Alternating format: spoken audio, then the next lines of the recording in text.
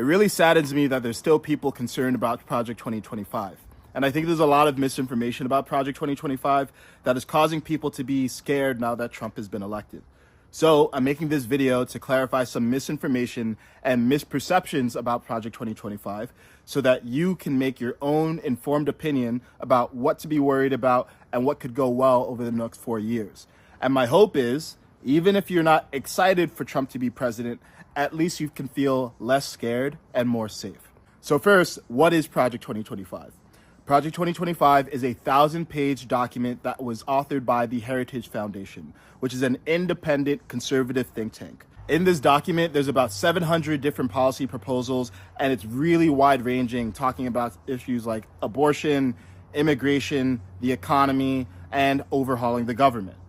This is not a document that was ever authored, written, read, or endorsed by Trump, and he's been very, very clear about that multiple times on public record, both in writing and on video. Here's some examples. As you know, and as she knows better than anyone, I have nothing to do with Project 2025. That's out there. I haven't read it. I don't want to read it purposely. I'm not going to read it. This was a group of people that got together. They came up with some ideas, I guess some good, some bad, but it makes no difference. I have nothing to do. Everybody knows I'm an open book. Everybody knows what I'm going to do. Like some on the right, severe right, came up with this Project 25, and I don't even know. I mean, some of them I know who they are, but they're very, very conservative, just like you have.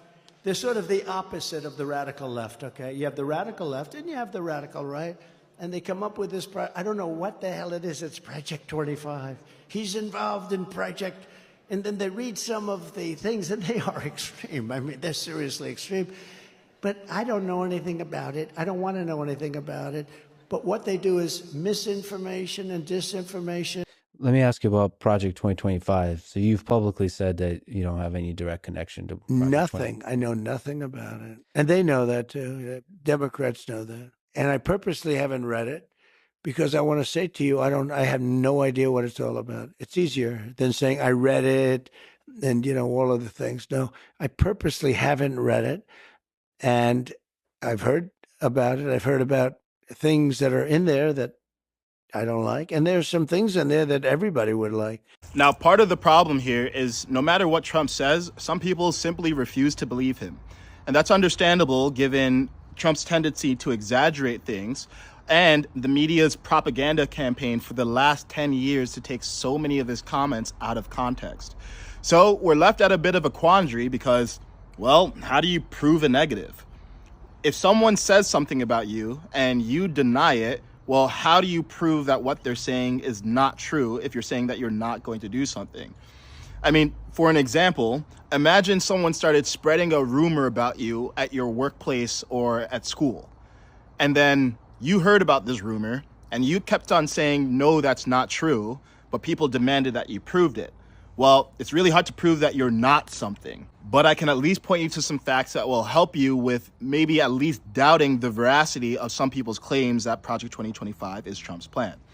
The first thing to look at is, well, Trump explicitly has a plan, and it's called Agenda 47. And it's not hidden somewhere. You can literally just go to his website, donaldjtrump.com, and see it. And on that site, there's a written policy document that explicitly details exactly what Trump plans to do. And there's also a video page where you can see in-depth breakdowns on all of these policies. The other argument that people make is, okay, well, even if Trump really isn't the author of Project 2025 and has never read it and has had no direct hand in it, well, there's people around him who have been involved in it. And that's true. And I would also point out that there's many people who are prominently associated with him that have nothing to do with Project 2025, like his vice president, J.D. Vance, or Elon Musk, RFK Jr., Tulsi Gabbard, Vivek Ramaswamy. The third thing I point out is that Project 2025 is actually not a presidential agenda. It's a long, wide-ranging policy document that describes an overall conservative view of the world.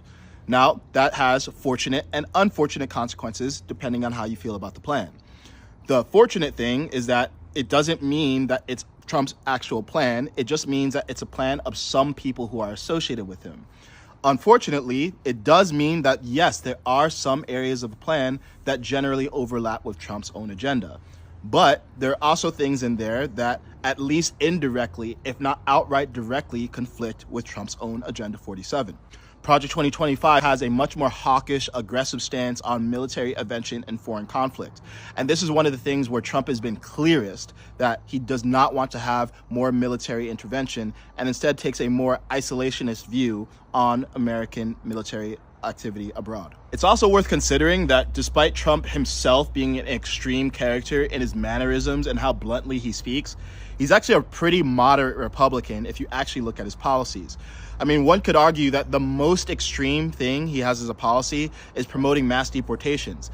And at this point, the majority of the American people actually do support mass deportations, at least to some extent.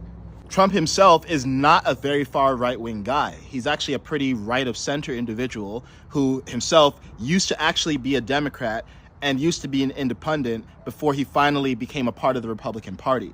It's also worth noting that when Trump arrived on the scene politically in 2015, he was not embraced by the Republican Party at all. In fact, many people actively opposed him, and it was through sheer force of will and grassroots support that Trump sort of just took over the Republican Party. And one could argue that the modern Republican Party is mostly the MAGA party and not the Republican Party of old. Now, I'm not going to go through all of Project 2025 because, again, it's 1,000 pages and it's 700 policy proposals. But I am going to address one specific part because there's overlap between Project 2025 and Agenda 47 when it comes to dismantling the Department of Education. Now, this is one of those things that makes really good headlines and it sounds really scary. But here we need to distinguish between first order and second order analysis. So the first question I'd ask you is, well, do you know what the Department of Education's purpose actually is? And then the second question is it fulfilling its purpose well? The Department of Education was founded in 1980 by Jimmy Carter. And the point of it back then was to standardize education practices across the United States, especially to prevent discrimination, which was a big deal at the time. Since the Department of Education was founded, it has a $90 billion budget. And despite the amount of money being spent on education in the United States going up year over year, the results that we're getting are going down, and it doesn't seem to be correcting that trend. Among the OECD, which consists of 38 first world and developed nations, the US ranks 31st out of 38 when it comes to math preparation and math education in schools. Despite the US spending the most or near the most on education, we get some of the worst scores, especially in areas like math and science. So let me ask you a question. If we're spending the most on education, but we're getting some of the worst results, wouldn't we want a president who actually is looking into that and is considering dismantling the part of the company that is underperforming the most? And the argument for people who are pro-dismantling the Department of Education is that we could take the $90 billion that we're funneling through the Department of Education and instead just give a lot of that money directly to the states, where the states who are lower to the ground and understand students' needs can more efficiently allocate that money. Now, on a personal note, it really upsets me that so many people are upset and afraid about the possibility of Project 2025.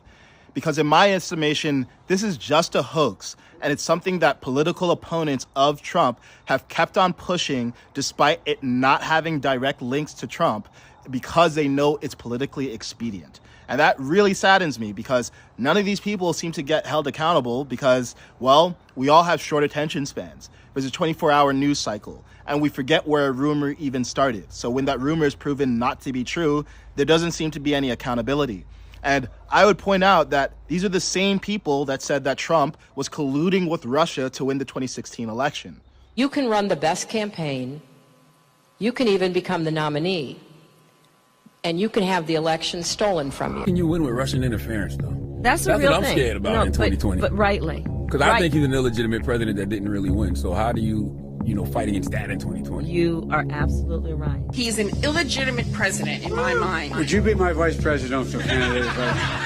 Folks, look, I absolutely agree. Trump didn't actually win the election in 2016. He lost the election, and he was put into office because the Russians interfered. The same people that, to this day, are claiming that Trump called white supremacists very fine people. Who said that there were very fine people on both sides of a white supremacist rally.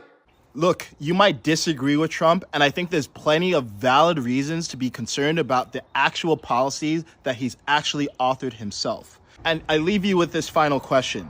There's been so much energy and dislike of Trump that it's been very easy to jump into the worst case scenarios about what his presidency can mean. But we consider all these Hollywood celebrities and all these politicians and the mainstream media and their incentives to have you believe anything that they say about Trump. Do you really believe that these people had your best interest in mind?